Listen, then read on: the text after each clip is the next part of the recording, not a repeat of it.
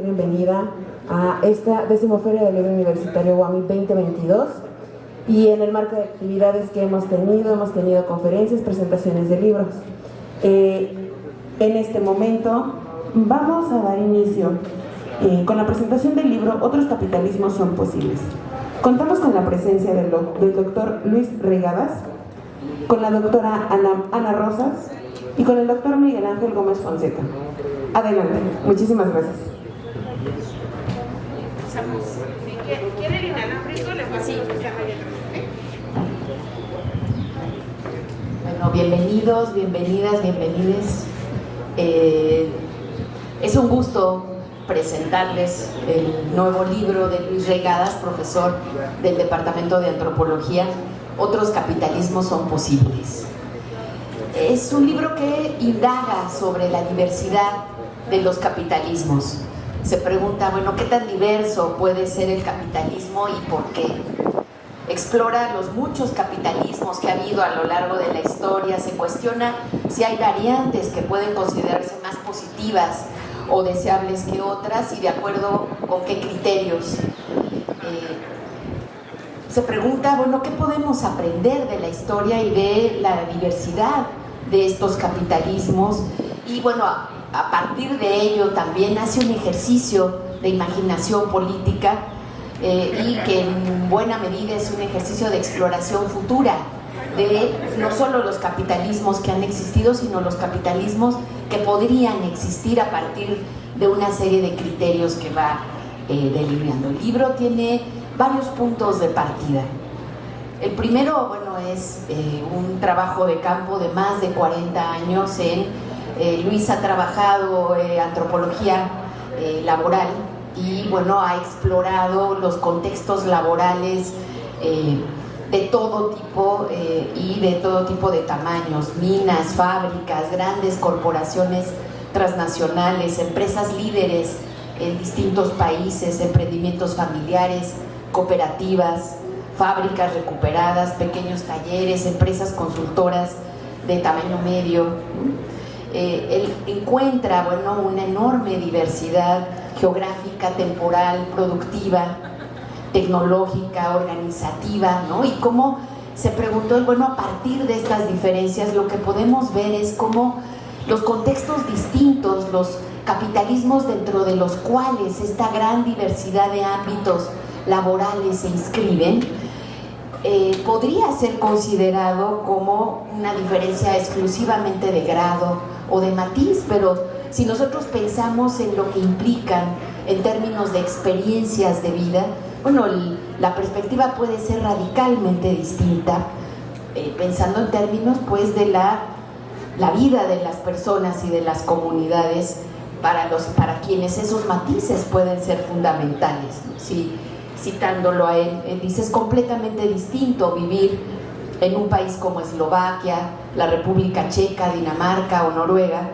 donde el 20% más rico de la población gana apenas 4 veces más que el 20% más pobre, en contraste con otros países donde esta diferencia puede ser 25 veces en términos del el 20% que gana más y el 20% que gana menos, como Botswana o Sudáfrica. La experiencia de vida, bueno, puede ser radicalmente distinta si vivimos en un país con pésimos servicios de educación y de salud, ¿no? Que para la mayoría países autoritarios y depredadores del medio ambiente, o vivimos en países que son democráticos, que tienen políticas incluyentes, servicios de salud y de educación de calidad para la mayoría, o sea, pueden significar radicalmente realidades completamente distintas. Un segundo detonador de esta reflexión sobre la diversidad de los capitalismos es la constatación del agudizamiento de tendencias negativas del capitalismo. Lo que podemos ver en las últimas décadas es una degradación de manera profunda, por ejemplo, de las desigualdades de ingresos. Si contrastamos, bueno, ya no digamos el 20%, sino el 1% más rico frente al resto de la población, ¿no? También vemos una tendencia a la preeminencia de los capitales financieros, especulativos y rentistas, en detrimento de la inversión productiva, y desde luego algo que está en el centro de nuestras preocupaciones hoy en día, que es el deterioro ambiental, que ha alcanzado niveles nunca antes vistos. Un tercer elemento a partir de estas dos constataciones es la incomodidad ante una perspectiva unitaria del capitalismo que tiende a ser inmovilizadora políticamente. Vamos a conversar en torno a ello. Yo quisiera simplemente poner sobre la mesa estos puntos de partida, ¿no? En contraste, por ejemplo, con los avances del movimiento feminista y del movimiento ecologista, ¿no?, que vienen interviniendo poderosamente en el ámbito mundial, en el caso del capitalismo hay todavía una idea muy extendida de que las transformaciones solo son posibles fuera de él, ¿no? El libro, en este sentido, como él mismo lo reconoce, es una incitación a la heterodoxia, ¿no?, porque lanza la idea de que los capitalismos pueden evolucionar en un sentido positivo, o que puede haber mejores capitalismos que los que conocemos. No es una tarea fácil, ¿no? Es un recorrido que puede ser tachado de antirrevolucionario, ¿no?, de revisionista, de intentos de maquillaje del capitalismo realmente existente. Este libro me parece, bueno, que de ningún modo pretende hacer una defensa del capitalismo, ni busca soslayar las contradicciones y limitaciones de un sistema cuya historia ha estado marcada por las crisis recurrentes, la creación de abismos de riqueza y pobreza entre los grupos sociales y entre los países, por la depredación de la naturaleza. Me parece que más bien se inscribe esta reflexión y esta incitación a este otro punto de vista, ¿no?, se inscribe en una nueva etapa en la discusión internacional sobre las transformaciones del capitalismo a raíz de la caída del muro de Berlín y la debacle de varios de los sistemas socialistas. En cierta medida, un libro es siempre una invitación a la conversación, y este libro lo es de manera muy especial. Creo que más allá del contenido, o junto con el contenido, la manera polifónica en la que el autor desarrolló toda su argumentación y su exploración es un libro poblado de voces, en las cuales el autor dialoga constantemente con los puntos de vista que lo provocaron, sus propias reflexiones y dudas, las posibles reacciones de otros a sus planteamientos, sus contraargumentaciones, las nuevas preguntas que surgen. Todo el tiempo lo estamos acompañando en este diálogo con voces muy distintas que pueden estar a favor o radicalmente en contra de sus planteamientos, a los cuales va convocando y va invitando, incorporando en la argumentación. Es en buena medida una continuidad con su libro anterior, La apropiación, destejiendo las redes de la desigualdad, en donde ya mostraba este análisis dinámico de los factores que producen la desigualdad, pero también de los factores que la reducen, ¿no? Hay siempre esta perspectiva de que no hay una historia única que contar, hay siempre tendencias y contratendencias, ¿no? Hay desde luego una perspectiva constructivista atenta a la agencia de los actores sociales, un acercamiento multidimensional que vemos también en este libro nuevo, que articula las miradas de la antropología, la economía, la historia, la ciencia política, los estudios culturales y de género. Me parece que Otros capitalismos son posibles llega aún más lejos.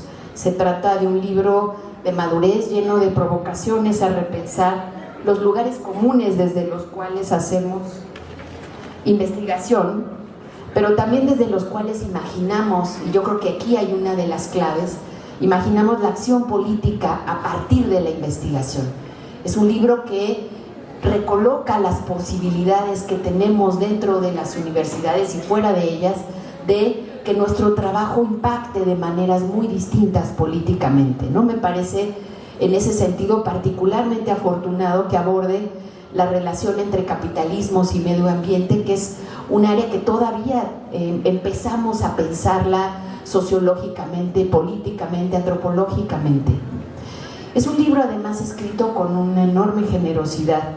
El trayecto que va recorriendo, a lo largo de todo ese trayecto nos va compartiendo claves teóricas y políticas para que podamos acompañar su recorrido, los que no lo leemos desde la economía o desde la política o desde todas las disciplinas en las que va incursionando, ¿no? A diferencia de otros autores que pueden ser de enorme interés, pero cuyas formas de composición, de estructuración de sus libros nos expulsan todo el tiempo y tenemos que hacer un gran esfuerzo por volver a entrar. Luis nos ofrece cuadros que sintetizan posturas, notas a pie de página que acercan a la bibliografía internacional que está discutiendo estos temas desde distintas vertientes. A mí, bueno, me entusiasma particularmente el lugar que puede ocupar la antropología en esta doble tarea analítica y de imaginación política. Aseverar que otros capitalismos son posibles, como él mismo lo dice, es en realidad una propuesta. Sugiere un campo de indagaciones, porque si logramos desembarazarnos de las concepciones rígidas y esencialistas sobre el capitalismo, aparece ante nuestros ojos un enorme continente por explorar. Antes de plantearte las preguntas que a mí me surgen cuando pensamos en qué medida podemos hacer una antropología de los capitalismos, con qué herramientas la podríamos desarrollar, quisiera pasarle la palabra a Miguel Ángel y después podemos. Gracias, Ana. Bueno, en este libro Luis nos plantea no una pregunta, nos plantea una afirmación: otros capitalismos son posibles, y nos dice que esta frase o esta tesis puede ser una perogrullada, una provocación, una prevención o una propuesta. Una perogrullada en el sentido de que es algo evidente que no tendría que ser advertido, porque metodológicamente pues todo caso es singular, ¿sí? Todo caso es diferente, cada capitalismo es diferente y pues parecería obvia la afirmación, pero detrás de esa afirmación pues hay toda una serie de preguntas que son las que se hace Luis y que son de suma importancia actual. Sí, hay varios capitalismos, pero ¿por qué? ¿De qué tipo? ¿A qué obedece? Y sobre todo, ¿cómo podemos actuar para generar uno u otro tipo de capitalismo? Entonces, justamente el conjunto de preguntas que se hace Luis en la introducción corresponde a un seminario que estamos llevando en la licenciatura de Economía y que ya ha sido invitado Luis a discutir con los alumnos en una sesión más detallada, ¿sí? Pero son preguntas totalmente válidas y necesarias de analizar. Y Luis nos dice que también es una provocación y la entiende como inducirnos al pensamiento heterodoxo. Yo creo que la invitación es totalmente válida. No podemos quedarnos encerrados en ortodoxias, porque sería negar en una universidad la posibilidad de desarrollar conocimiento. Sin embargo, creo que muchas de las preguntas se podrían responder desde cierta ortodoxia debidamente planteada. Sí, y ahorita analizaré lo que nos plantea en el capítulo 1, esto lo plantea en la introducción, pero yo creo que la provocación es más que a utilizar la heterodoxia o la ortodoxia, a pasar a la acción. Esa me parece que es la provocación más importante. ¿Sí? Y también nos dice que es una prevención. A algunos les puede parecer bastante malo el capitalismo, pero nos dice Luis, pues puede ser peor, pero también puede ser mejor, porque al final de su libro es muy interesante cómo propone el concepto de utopías, ¿sí? Como un mecanismo válido para el análisis de la realidad. Y entonces esta provocación pues también no nos debe de llevar ni a una visión pesimista ni a una visión optimista, sino a un análisis reflexivo, autorreflexivo de cuáles son las posibilidades reales para influir en la trayectoria de los capitalismos. ¿Sí? Y es una propuesta muy interesante de análisis. Conozco la trayectoria de Luis, lo conozco a él personalmente desde hace tiempo, y me parece que este no es un libro más del bien, me parece que es un intento de una síntesis interesante de una serie de trabajos que ha venido realizando. Y es una obra, nos acaba de decir la coordinadora de la biblioteca, que es por el momento la obra que más ha sido consultada dentro del repositorio de la UAMI, donde están ya apareciendo todas las publicaciones que elaboramos los académicos por parte de la UAMI.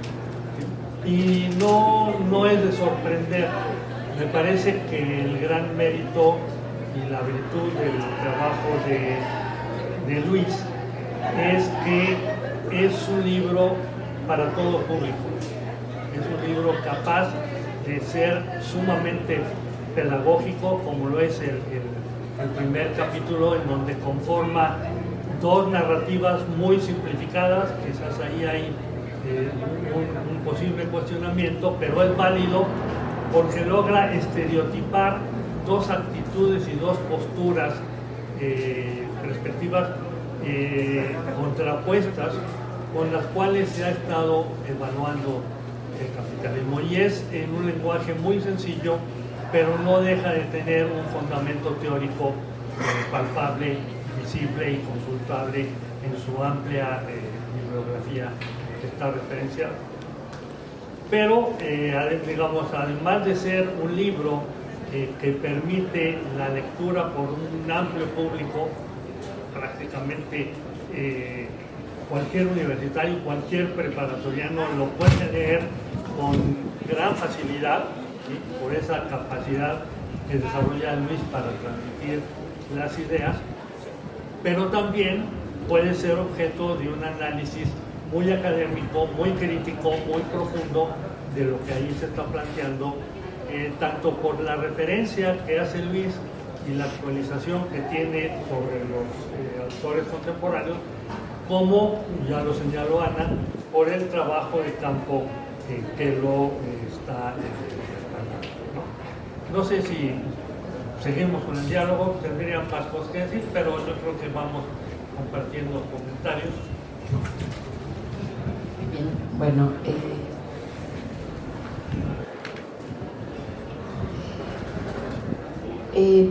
tú planteas, bueno, la propuesta central del autor es que el capitalismo, lejos de ser un sistema monolítico que obedece a reglas inmutables, en realidad es un conjunto de sistemas, los capitalismos, que han venido experimentando transformaciones sustanciales, fundamentalmente porque están sujetos a la historia, a la agencia de las personas, a las interacciones y conflictos entre grupos sociales, así como a los marcos institucionales y culturales en los que se desenvuelven.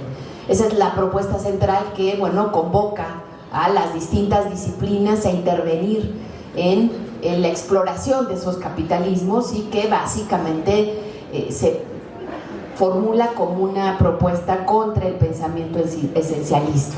Yo te quisiera preguntar, ¿cómo salir de las concepciones estereotipadas y esencialistas? Tú por ahí retomas la propuesta de Edward Said, que ha desarrollado una reflexión muy importante sobre nuestra visión de Oriente, ¿no? La manera en la que estereotipamos a Oriente, pero lo aplicas al análisis del occidentalismo. ¿Cómo pensarlo desde ahí? Gracias. Antes de contestar la pregunta de Ana, quiero agradecer obviamente la lectura generosa e incisiva de Ana y de Miguel Ángel, pero en primer lugar a la UAM, porque la UAM apostó porque sacáramos este libro en acceso abierto, gratuito, sin pasar por el papel, solo existe en forma electrónica. Después de la pandemia, en la pandemia otro libro que había escrito no se difundió casi porque salió unos días antes del confinamiento. Entonces apostamos porque fuera gratuito. Es producto de muchos años de que la UAM me ha tenido aquí como profesor, como investigador. Sin la UAM no hubiera sido posible. Y entonces devolver eso, o sea, está hecho con presupuesto público. Escribimos con presupuesto público, entonces ¿por qué no ponerlo en acceso abierto a todo el mundo? Y bueno, digo la UAM en general, pero eso se concreta en personas, en Norma Jaramillo del Departamento de Publicaciones de la UAM, que apoyó todo el proceso, Marisela de la biblioteca, que se encargó de todo el tratamiento de los archivos para que estuviera disponible al público, la jefa del Departamento de Antropología, Laura Valladares, el rector en ese momento de la Universidad de Iztapalapa, Rodrigo Díaz. Entonces, es la UAM como institución, pero también personas concretas que creyeron en esto, y creo que tuvo buen resultado. Otros libros que publicamos no los ve nadie, no circulan, si acaso circulan en la Ciudad de México, y este ha circulado en muchos países, y eso pues es lo que más quiere uno como investigador, que lo que uno hace se conozca. Bueno, y antes de entrar a la pregunta, sí quiero decir que este libro fue escrito con ganas de joder, es decir, con ganas de provocar, con ganas de molestar, con ganas de incomodar, de hacernos pensar. O sea, ¿molestar en qué sentido? De salirnos de ciertas verdades que repetimos y repetimos sin cuestionarlas. Entonces, sobre un tema tan importante como el capitalismo, los capitalismos, en general hay dos teorías que son las que quiero incomodar. Una, la de los defensores del capitalismo, que dicen hay solo uno y es muy bueno, es el libre mercado y hay que dejarlo funcionar porque funciona perfectamente y no le cambie nada. Y otro, la versión que yo llamo ahí apocalíptica, que dice es un solo capitalismo pero muy malo y no podemos hacer nada frente a él, lo que hay que hacer es hacer otras propuestas fuera del capitalismo o a un lado del capitalismo, pero no, el capitalismo no tiene remedio. Lo que no me gusta de esas dos posiciones es que no nos dejan ningún espacio ni para pensar ni para actuar. Si el capitalismo es tan bueno, ¿para qué lo estudiamos? Si es tan bueno y va a resolver todos sus problemas. Y si es tan malo que siempre va a ser peor, ¿para qué lo estudiamos si no podemos hacer nada? Entonces, es una propuesta por estudiar. Entrando, ¿cómo salir del pensamiento esencial? Es que tenemos un pensamiento prácticamente religioso sobre nuestro mundo contemporáneo. Los antropólogos somos capaces de ver diferentes culturas. Entonces, para estudiar otras culturas sí vemos la diversidad, que si la cultura náhuatl o maya o trobriandesa o nuer, podemos ver que hay diversas culturas.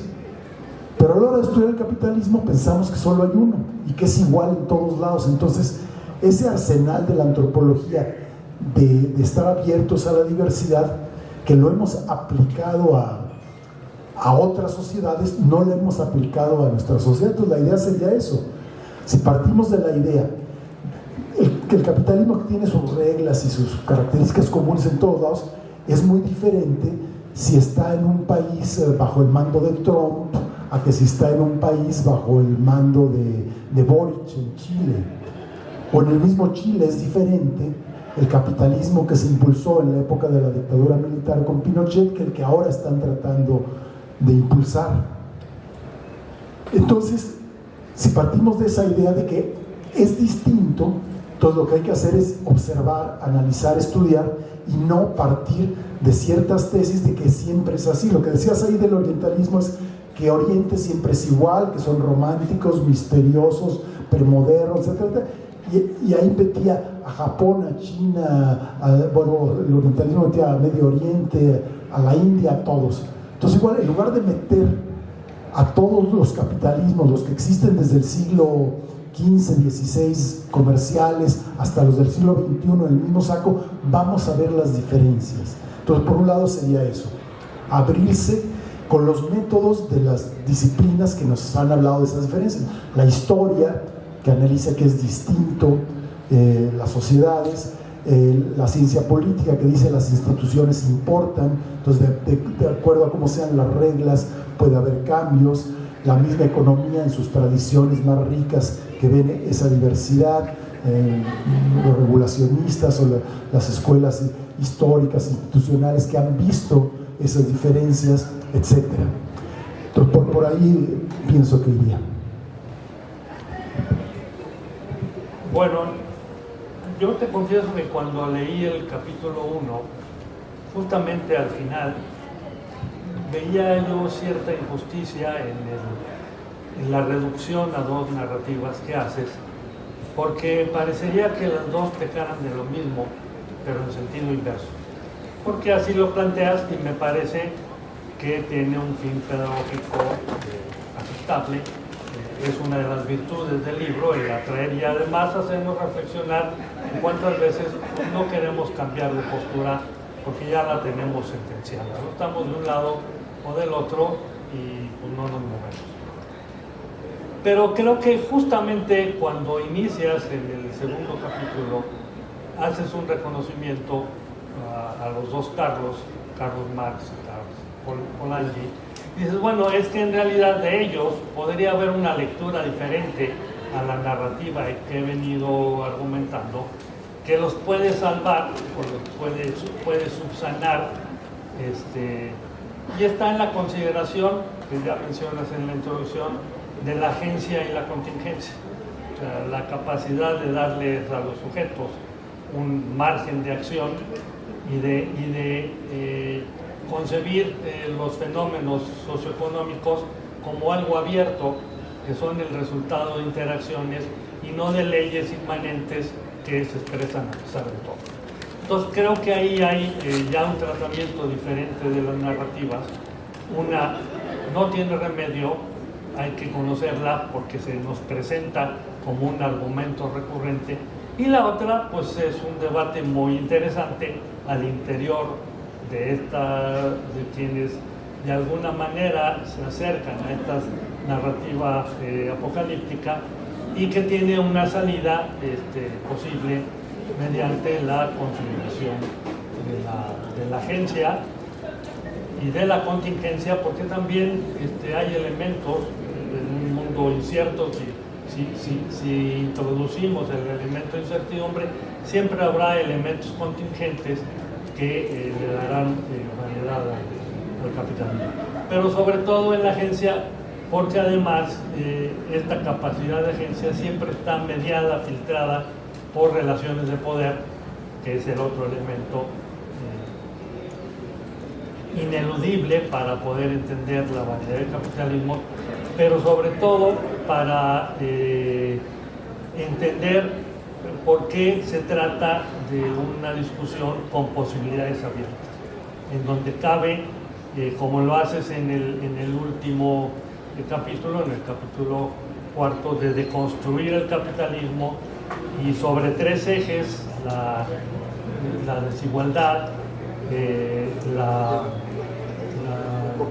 propiedad y la sustentabilidad, encontrar posibles escenarios o construir, no solamente identificar escenarios que ya se presentaron, sino de construir mediante una dosis de utopía posibles escenarios construibles a los cuales se pueda llegar.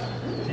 Sobre eso, en alguna otra intervención hablaré sobre la cuestión de las utopías, pero podemos seguir conversando.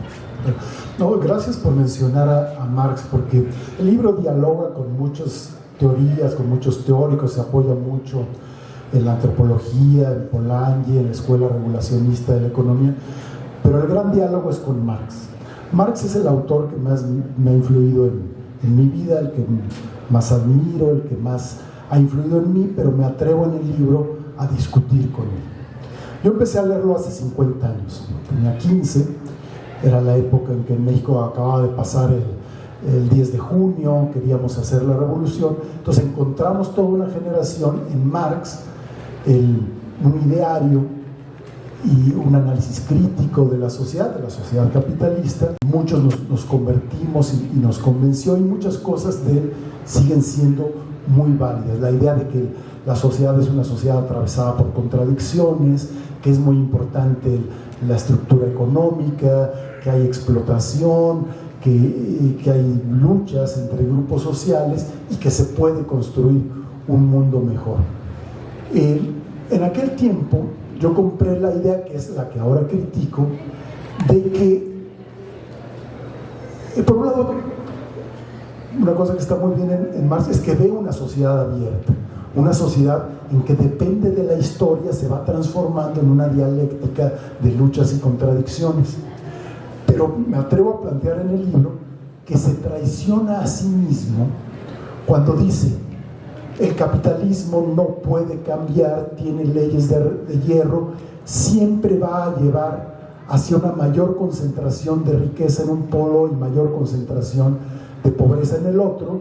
Y el siglo XX, con el estado de bienestar, demuestra que no, que hay épocas en que sí es cierto que se aumenta la desigualdad, pero hay épocas en que se reduce, y eso está ya demostrado históricamente, estadísticamente. Entonces, o la tendencia a que van a desaparecer los campesinos, pues no han desaparecido. La tendencia a de que van a desaparecer las pequeñas empresas, las empresas familiares, ahí están. Hay una tendencia al monopolio, por supuesto. O la idea de que el capitalismo tiende ineluctablemente hacia crisis cada vez más fuertes. Yo, desde que tengo uso de razón, de razón política, hace 50 años, cada 1 o 2 años solo, es que ahora sí ya viene la crisis final del capitalismo.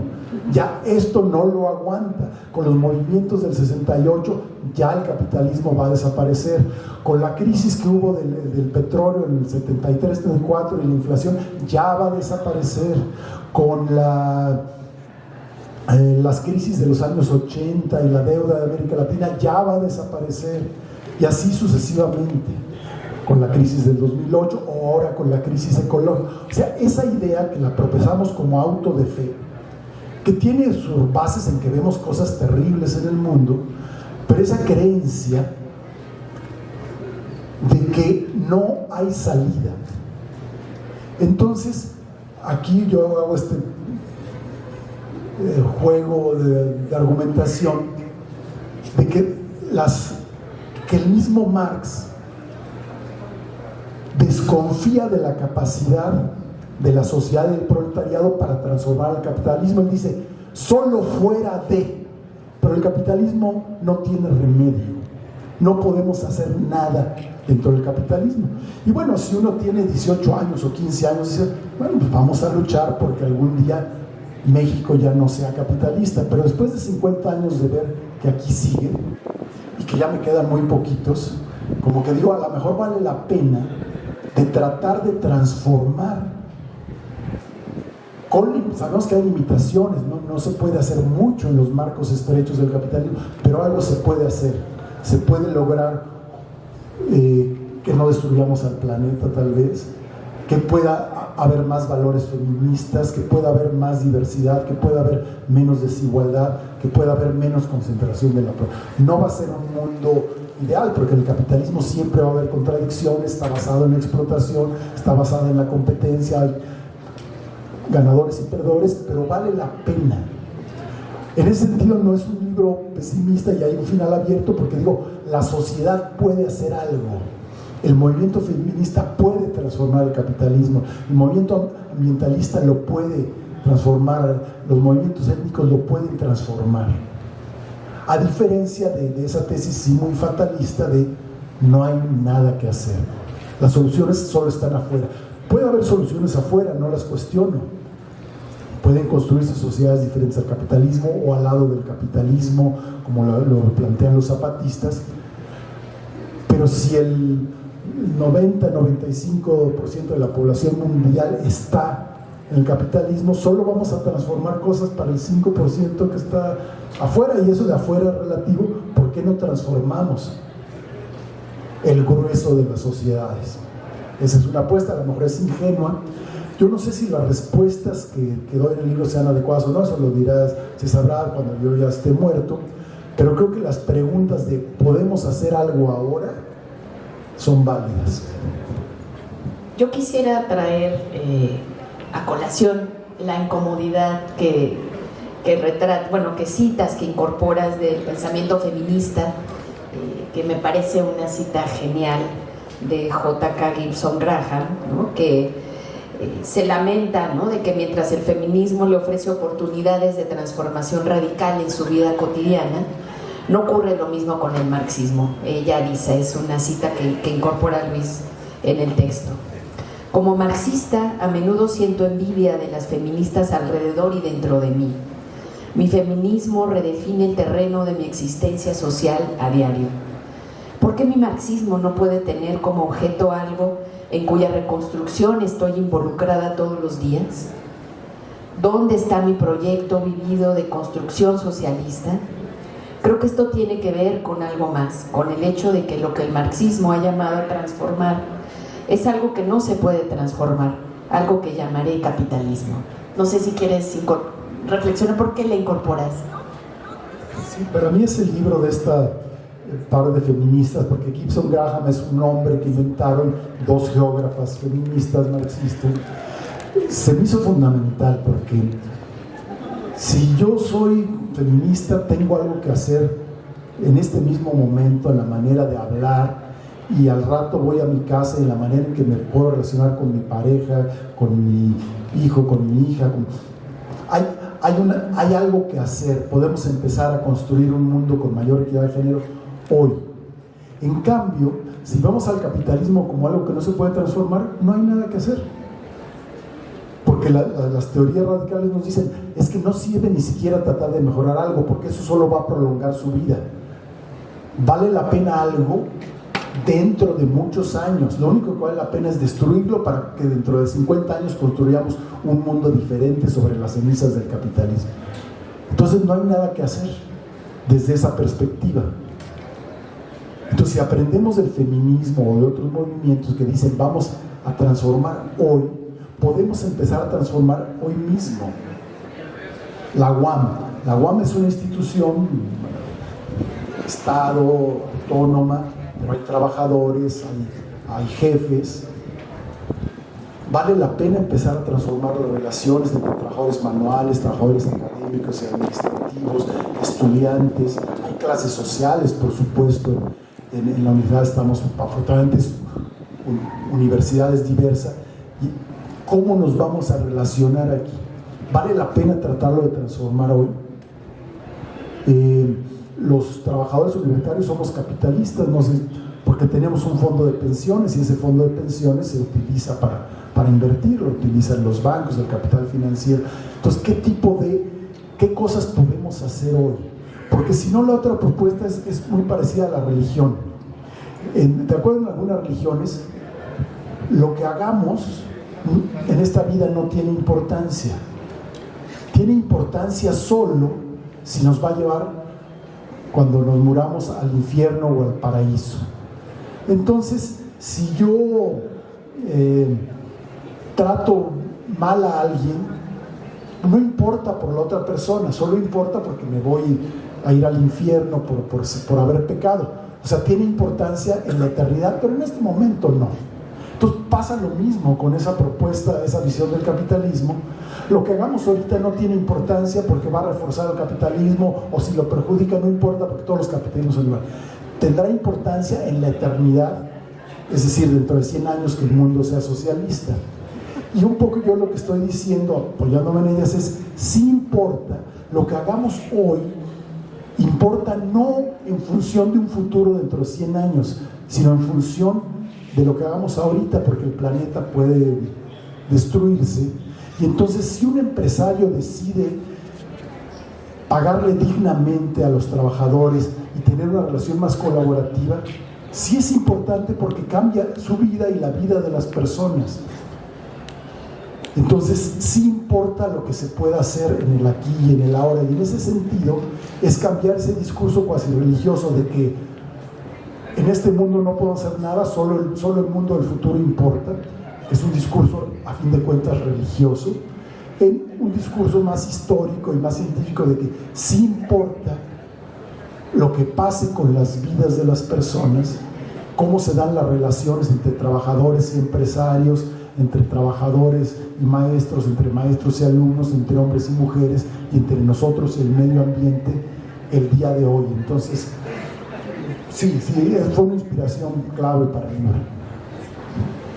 Retomando la provocación a pensar estos temas dentro de la universidad, hay una discusión que a mí me pareció particularmente interesante sobre la manera en la que el reconocimiento de que no existe solo el capital de la forma en la que lo trata la economía, sino que existe también, bueno, pensado como algo externo a las personas, ¿no?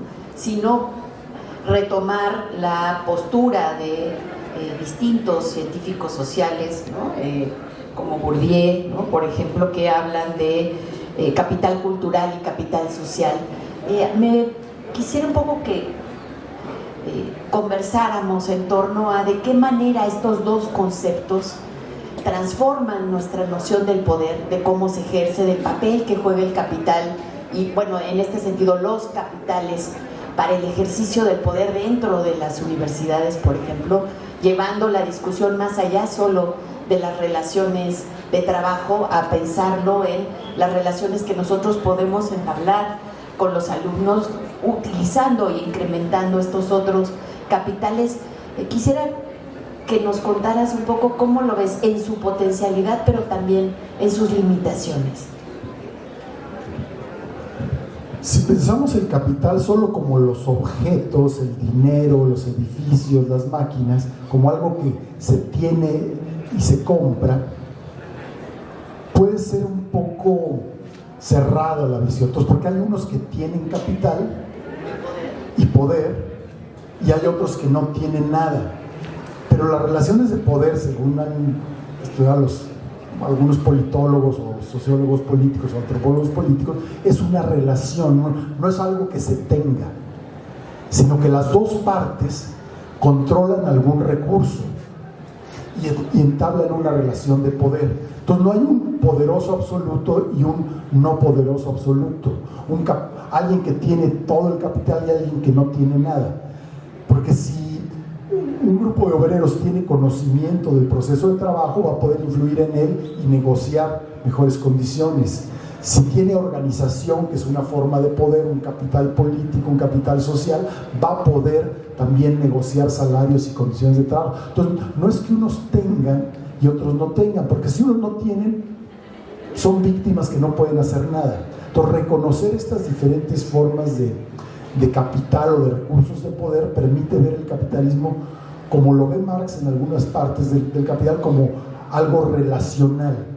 Él dice, el salario no está determinado por leyes de acero, sino depende de las condiciones históricas y políticas, de la lucha, en última instancia, por alargar o reducir la jornada de trabajo, por mejorar o disminuir el salario. Entonces depende de una relación en donde no hay un único sujeto, el capital, sino donde todos somos sujetos, claro, unos con más recursos que otros, por supuesto, no es una lucha pareja. Ahora, las limitaciones, a pesar de eso, a pesar de que sí es importante el capital social, la organización, el conocimiento, la cultura, el capital objetivado, lo que está fuera de nuestros cuerpos y de nuestras cabezas, sí es muy importante, porque esa es la desigualdad más brutal. Porque en cuanto a conocimiento, pues es difícil que una persona tenga 1.000.000 de veces más conocimiento que otra, pues no le alcanza la vida ni por más que lean, ni por más inteligente que sea.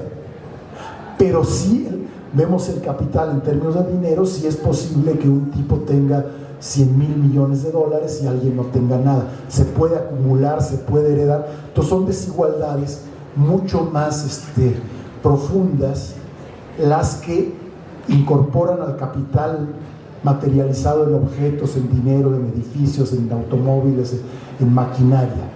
Y por eso hay que combatir esa parte de la desigualdad. porque algunos economistas liberales dicen, no, todo se va a resolver si distribuimos el conocimiento. Si todo el mundo llega a la escuela y a la universidad, ya vamos a llegar a una sociedad igualitaria. Pues no, porque si no se redistribuye el capital físico, la tierra, el dinero, los edificios, las viviendas, puede ser que dos personas tengan una formación universitaria similar, pero uno tiene una cuenta de banco o acciones por 10,000 millones de dólares y otro no, y entonces no va a haber suficiente igualdad. De paso a... Sí, es exactamente la propuesta de Piketty, ¿no? Que dice, en realidad lo que está ocurriendo con el actual incremento de la desigualdad tiene que ver con que el capital heredado genera muchas mayores ganancias que el capital producto del trabajo, ¿no? Creo que por ahí iría también. Sí, y el capital académico, cultural, educativo no nos lo pueden quitar porque forma parte de nuestro cerebro. Sus productos sí, pero en cambio el otro capital sí puede ser despojado de otra manera, ¿no? Por eso no hay que olvidarlo. Bueno, más que platicarles el final de la película, pues invitarlos a que lean el libro, a que reflexionen. Sí, ahorita. Sí, bueno, comentarles que el libro fue editado de origen como libro electrónico y se va a quedar nada más como libro electrónico y como bien público, cualquiera lo puede bajar. Por ahí tenemos unos papelitos con el vínculo y si no, pues pueden entrar al BIDI y ahí localizar la referencia y bajar el libro y poderlo leer de manera libre. Pero bueno, no nos interesa darles el final de la película. Yo quisiera complementar el lado optimista de las salidas, porque son varias las que da Luis, en los tres ejes que coincido son los ejes fundamentales sobre el cual evaluar. No son los únicos, pero estos serían los ejes centrales: la propiedad, la desigualdad y la sustentabilidad, en donde para introducir una anécdota de Galeano, el literato uruguayo, yo podría hacer referencia a que uno de los grandes problemas que tú describes en el libro cuando describes la narrativa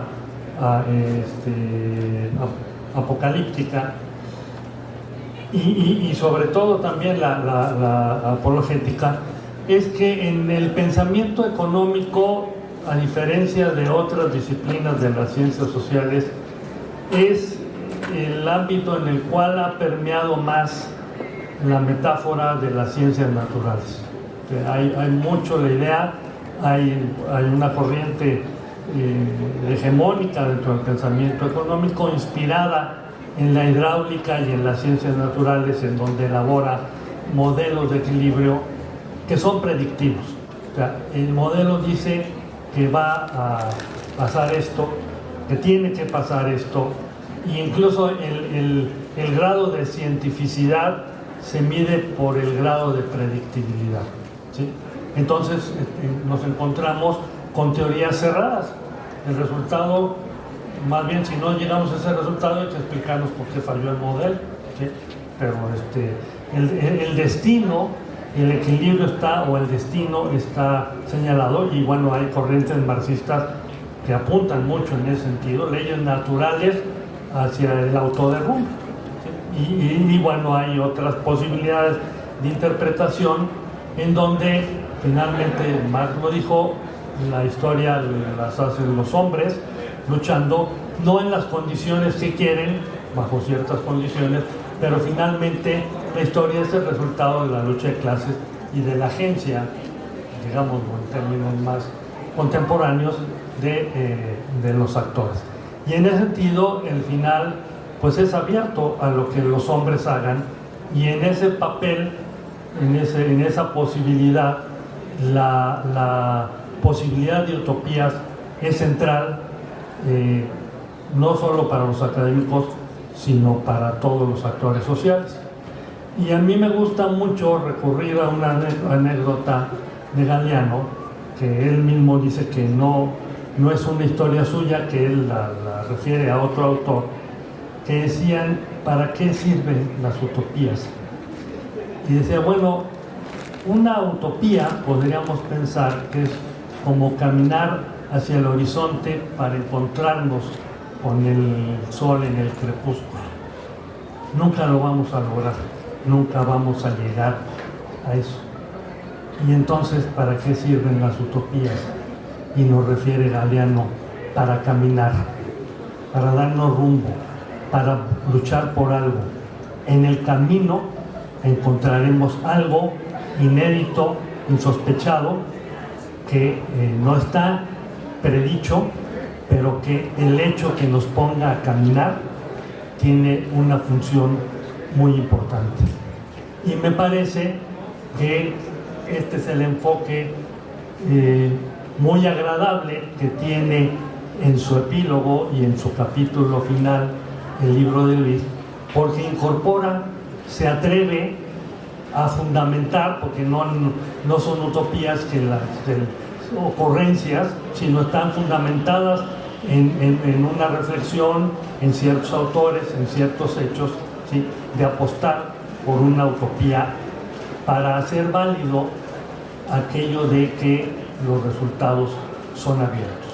No están predestinados, no podemos sentenciar al capitalismo a una vida eterna, ni tampoco a un autoderrumbe, pero sí a muchas trayectorias posibles, en donde, como bien lo señala Luis, las trayectorias son, aunque quepan dentro de un estrecho concepto de capitalismo, si lo queremos muy estrecho, de todas maneras, muchos millones de gentes tienen destinos diferentes en una u otra modalidad de capitalismo, y además nuestra huella en el planeta es muy distinta en uno u otro capitalismo, así que la discusión sobre los posibles capitalismos no es una discusión sin importancia, es trascendental, es central, aunque no lográramos rebasar el marco de ese concepto capitalista, ¿no? No sé qué. Sí, creo que una de las ideas centrales es esa, que hay muchas vías posibles, porque a veces los que han estudiado la diversidad del capitalismo hablan de dos vías: un capitalismo con mayor intervención estatal o un capitalismo con menos intervención estatal y más fuerza del mercado, pero en realidad no es que sean dos, hay muchas posibilidades según los diferentes temas. En lo ambiental hay varios caminos, no es solo la destrucción total o el contacto con la naturaleza absoluto, sino que hay muchas posibilidades. Entonces, abrirse a que hay, en ese horizonte hay varios caminos, cuáles son los que conviene tomar, eso es lo que hay que discutir. Y retomo mucho la idea de Eric Olin Wright, que habla de las utopías viables. Es decir, no solo esas utopías que son así perfectas y a futuro y que nunca llegan a construirse, porque suponen que, no sé, que todos somos ángeles y que entonces vamos a poder vivir sin dinero y vivir sin, no sé, algo totalmente utópico. Pensemos en utopías que sean lo suficientemente diferentes de lo que tenemos ahora para que valgan la pena, que nos lleven a algo mejor, pero que puedan ser alcanzables, que no estén tan lejanas y tan diferentes, que sí sirven para caminar, pero están muy en la nebulosa, sino pensar en algunas utopías más viables. No sé, una Ciudad de México sin vehículos de combustión interna. ¿Es imposible? Bueno, es imposible en 2022, pero ¿será imposible en 2040? Pues no, probablemente no. Empresas capitalistas con equidad de género. ¿Es imposible? No, ya hay algunas. Entonces, pensemos en utopías viables en diferentes campos, y pueden ser desde campos chiquitos o campos grandotes, porque un problema también con algunos de los discursos sociales es que solo hay utopías como muy grandotes. Vamos a cambiar todo el mundo, todo el universo. Está bien, se necesitan cambios macroeconómicos globales, porque si no, no podemos detener el cambio climático. Pero también puede haber microutopías a un nivel meso o micro en nuestra vida, en nuestra comunidad, en nuestro barrio, en nuestra universidad, en la empresa en la que trabajamos. Entonces, pensar varios niveles de la utopía, y no solo una única utopía que es dentro de miles de años y perfecta, sino pequeñas utopías imperfectas, pero que sí nos hagan movernos de donde estamos ahora. Y en otro libro citaba lo de Galeano y Birri, que es el cineasta argentino que decía eso del horizonte. Y el horizonte no solo nos sirve para caminar, dice Galeano, caminamos 10 pasos, se mueve 10 pasos, sino que también, como el horizonte no está a ras del suelo, sino un poquito más arriba, nos sirve para caminar con la vista en alto, con dignidad, no viendo al suelo hacia el pasado, sino viendo un poco hacia adelante. Sí, yo creo que algo que muestra muy bien el libro es el papel que juega, por un lado, la investigación y por otro lado la imaginación para nutrir a la utopía. La utopía no se mueve solita, necesita ser documentada y necesita también ser imaginada. Yo quisiera que termináramos con eso, Luis. ¿Cómo te animaste a hacer esta parte de poner todo un capítulo sobre la imaginación, sobre otros capitalismos posibles? Bueno, la historia del libro es muy curiosa. En 2008, haciendo un trabajo de campo en España, me encontré empresas, una o dos empresas en particular muy innovadoras, donde había unas relaciones muy horizontales entre los trabajadores y los propietarios, muy creativas. Y dije, bueno, parece que es posible otra manera de trabajar. Y ellos, entonces yo estaba escribiendo un libro sobre el trabajo en la era digital. Y entonces empecé a investigar sobre trabajo y nuevas tecnologías, computadoras, empresas innovadoras, luego plataformas digitales, pero me enfrentaba que todo lo que leía se reducía a dos teorías básicas: que con las computadoras todo iba a ser peor porque nos iban a controlar los algoritmos, iba a haber más explotación, más desigualdad, o los que decían que con las computadoras nos vamos a liberar, va a ser una economía colaborativa, vamos a compartir el conocimiento y el capitalismo va a desaparecer. O sea, teorías en blanco y negro. Y entonces, en un momento en que me estanqué, dije, no, necesito escribir un capítulo sobre el capitalismo y su diversidad para poderle entrar al trabajo. Y lo que iba a ser un capítulo se convirtió en un libro. Entonces, el libro que empecé a escribir en 2008 todavía no termino, que es sobre el trabajo y nuevas tecnologías. Entonces este libro de los dos capitalismos fue un tropiezo en el camino, un accidente para poder escribir el libro que ahora estoy escribiendo. Entonces por eso fue. Entonces, más que imaginación, fue una necesidad de encontrar otro lenguaje que me sacara de esos discursos tan cerrados. Y en ese proceso pues tuve que ponerme a discutir con mi querido Marx. Bueno. Ya parece. Pues para cerrar.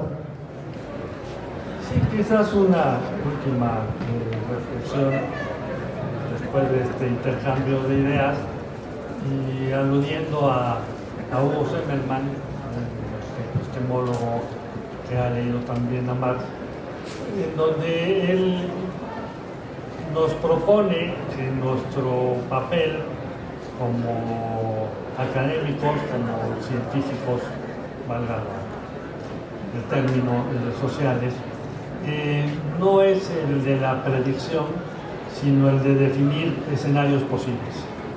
Y definir escenarios posibles considerando las condiciones que tendrían que darse para que fueran posibles. Y creo que ese sería mi mensaje de cierre para ustedes, además de la invitación a leerlo y quienes tengamos oportunidad de discutirlo con Luis, pues hacerlo, ¿no? La invitación a leerlo y a criticarlo. como les dije, fue escrito con ganas de joder y con ganas de provocar reacciones críticas, entonces no espero que la gente esté de acuerdo conmigo. Sé que estoy criticando algunas ideas muy queridas por muchos de nosotros, entonces espero